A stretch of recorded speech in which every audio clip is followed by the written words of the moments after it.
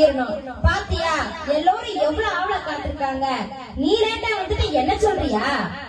நான் லேட்டா வந்தாலும் லேட்டஸ்டா வந்திருக்கா. நம்ம லேட்டஸ்டான விஷயத்த சொல்லல. சுமார் 2000 வருஷத்துக்கு முன்னாடி சரித்திர நாயனாக பிறந்த நம்ம இயேசுசாமியை பத்தி தான் சொல்ல போறோம். சரிக்கா, சொல்லுங்க சொல்லுங்க, நானும் கேட்கிறேன். அதாகப்பட்டது அந்த காலத்திலே ரோம பேரரசு அகுஸ்து சீசரும் யூதேய நாட்டை ஏரோது மன்னரும் ஆட்சி செலுத்திய காலத்திலே கலிலேயாவில் உள்ள நாசரேத்தில் வாழ்ந்த மரியா என்ற கன்னிக்கு வானதூதர் தோன்றினார். மரியா வானதூதனை கண்டு அஞ்சினாள். அப்போது வானதூதன் மரியாவை பார்த்து என்ன சொன்னா? தம்பி, அதத்தானே சொல்ல போறேன், அதுக்குள்ள கோரஸ் பாடணுமா? அக்கா, நீங்க சொல்ல வேணாங்கா, பாடவே பாருங்க, அப்பதான் நாங்க கோரஸ் பாட முடியும். ஓ அப்படியா? சரி பாடுறேன்.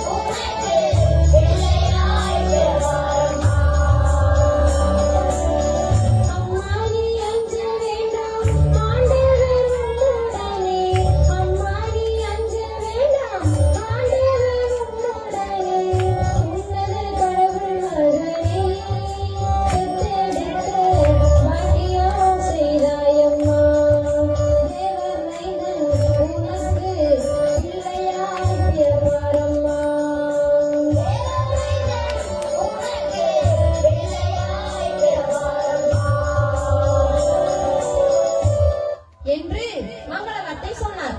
ஆனால் மரியாவோ, வானதூதனே, இது எப்படி நடக்கும்? நான் கன்னியாயிற்றே என்று கேட்டார். அதற்கு கபிரியேல் வானதூதர் என்ன சொன்னார்?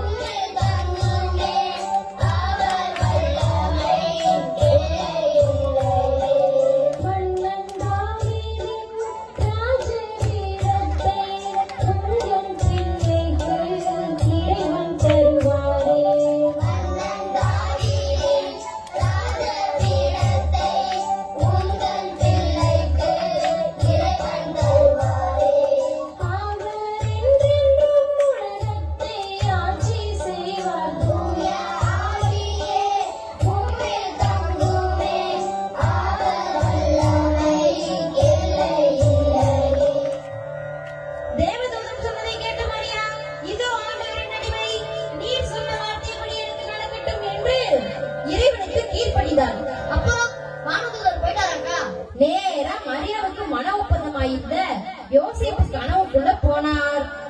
அப்பா யோசேப்பு, மரியா கர்ப்பமாயிருப்பது தூய ஆவியால் தான், அதனால் அவளை ஏற்றுக்கொள்ள தயங்க வேண்டாம் என்று கூறிவிட்டு நேரா பரலோகம் போயிட்டார். யோசேப்பும் மரியாவை மனமாற ஏற்றுக்கொண்டார். அப்பா